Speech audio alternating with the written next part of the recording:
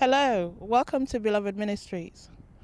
Today we're going to talk about marriages and the Abrahamic blessing. First, as you know, as all saints know, Father Abraham is said to be the father of many nations. This includes Jews, Muslims, and even pagans. God beforehand justified Father Abraham and made him to be the father of many nations.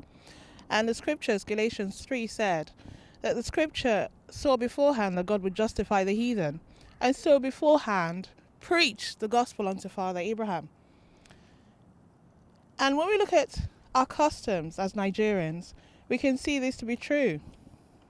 There are many customs that we do, things that we do that we don't really know where it came from, but when we search the scriptures, whether holy Christian scriptures or Jewish scriptures, we see that our customs are built in Father Abraham. One such custom is, of course, marriages. And we are in springtime now, early spring. It is the season for marriages. I think you might be interested in this broadcast today. Did you know that, as in Jewish marriages, Nigerian marriages consist of 2 stages of marriages? The first stage of the marriage is the engagement or betrothal. The second stage is the wedding ceremony, either in a church or a registry. Now, when a man is ready to get married, there are steps that he needs to take. And the first one, of course, being letting the woman know that he's ready to marry her.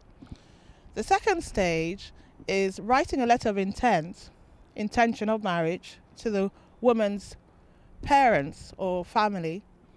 And then they respond back and say, yes, it's acceptable. And then it goes to the first stage of proper marriage, which is the engagement or betrothal. And then after that, there's the last stage of marriage, which is the actual wedding ceremony in a church or registry. In the engagement or betrothal, as I've stated, is the first stage of marriage proper. And as Nigerians, we see our customs of engagement where the man brings in, the required items, and the dowry, the money for the bride, the money for the people of the house, the suitcase of clothes, the food, the Bible, etc., etc. These are all rooted in Jewish marriage customs. Now, typically under Judaism, when a man has gotten to that stage, he takes the rabbi or the holy man, and they agree on the things that he will be doing in the marriage. These are what the gifts are in our custom. For instance, he will promise to be bringing food. That's what the food stuff is. The sugar, the yams, the palm oil, the oil, the plantain, the minerals. These are things that are covenanted to be given to the wife during the marriage. Also in the list of gifts, he would bring in stuff such as clothing and money for the bride, not only for the bride's father, but also for the bride and for the household of the bride. These are covenantal items that the man is covenanting to be doing once the second stage of the marriage has taken place. During this stage of betrothal, say for instance, the man has made this first stage oath of saying, okay, he's going to take this woman as his own, and he's brought all these gifts.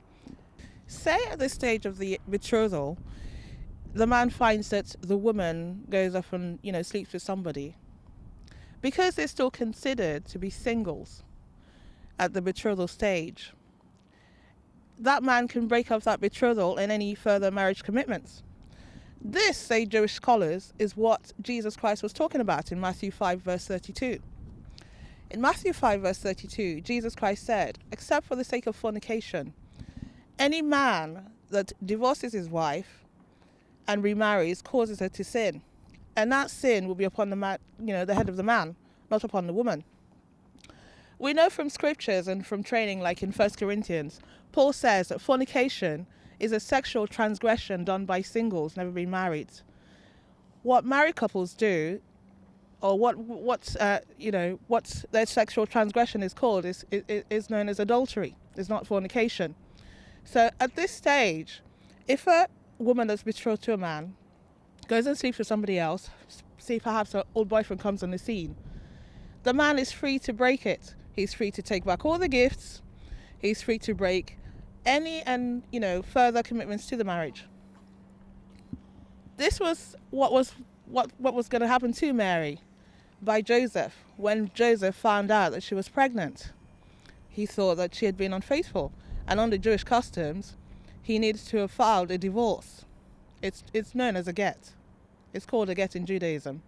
That is the only decree in NISU and the divorce that's allowed under grace.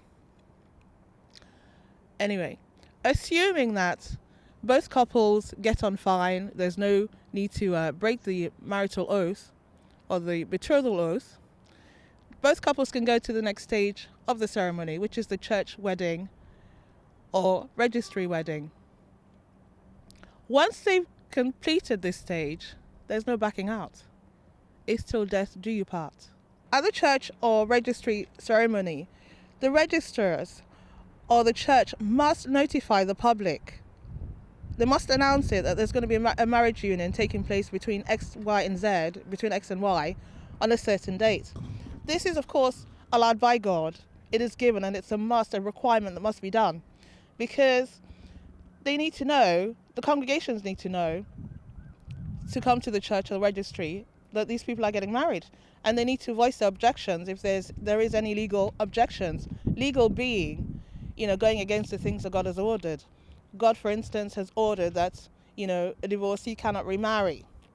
And those that commit fornication, those that violate the conditions of their betrothal, cannot go down the aisle further. So it's for this purpose that the announcements must be made. Once we've overcome that, and the announcement's made, and there's no need to break the betrothal or the further commitments to marriage, the couples then go down the aisle and get married. At this stage, it is important to know that this last stage of where marital vows are exchanged, it's permanent. God, in his grace, under grace, does not allow divorce and remarriage. Jesus Christ stated it. He came to restore what Satan took in the garden. And part of that restoration process is not to allow divorce and remarriage. When the Pharisees tempted him, he stated, this wasn't God's design to have divorce and remarriage. Moses was the one that allowed it. He's not Moses. He's greater than Moses, and he's not going to allow it. So in going down the aisle, it is important to have this in mind, to know that there's no exit. This thing has got to work.